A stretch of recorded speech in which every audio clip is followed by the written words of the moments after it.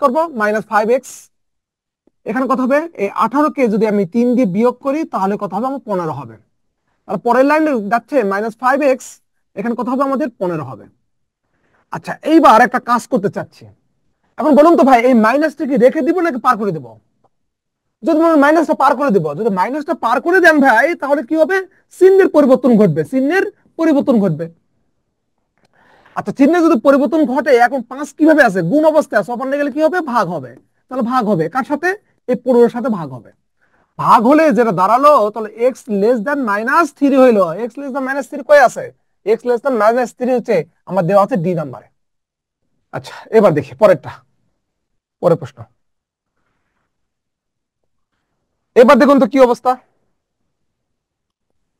এই এক্স এর মান যখন নির্ণয় করবেন, এক্স এর মান যখন নির্ণয় করবেন, এক্স এর সামনে কখনো মাইনাস রাখবেন না, এক্স কে কখনো হরে রাখবেন না, এক্স এর সামনে কখনো মাইনাস রাখবেন না, এক্স এ কখনো হরে রাখবেন না, এক্স এ করবেন লব। লব করতে গেলে উল্টিয়ে দিতে হবে। তাহলে আমরা বলেছি এক্স কে হর করা যাবে না, তাহলে যদি হর না করা যেতে পারে তাহলে উল্টিয়ে দেন। আর উল্টিয়ে দিলে আমরা জানি চিহ্নের পরিবর্তন ঘটে, চিহ্নের পরিবর্তন স্যার ঘটে, অসমতা কিভাবে চিহ্নের স্যার? পরিবর্তন। কিভাবে নিচে স্যার? ওয়ান লেখার দরকার নাই ভাই, নিচে কেন ওয়ান লিখলাম, এই জন্য এখান থেকে ওয়ানটা বাদ দিয়ে দিয়েছি।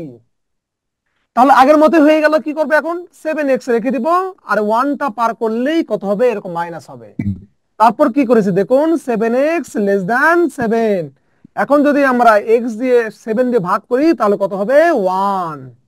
7 দিয়ে ভাগ করেছি দুই দিক থেকে, 7 দিয়ে কি করলাম ভাগ করলাম, ভাগ করলে 7 আর 7 কাটা, তাহলে হয়েছে কত 1। আচ্ছা তাহলে উত্তর কত হয়েছে, উত্তর হয়েছে আমাদের বি নাম্বার, উত্তর বি নাম্বার।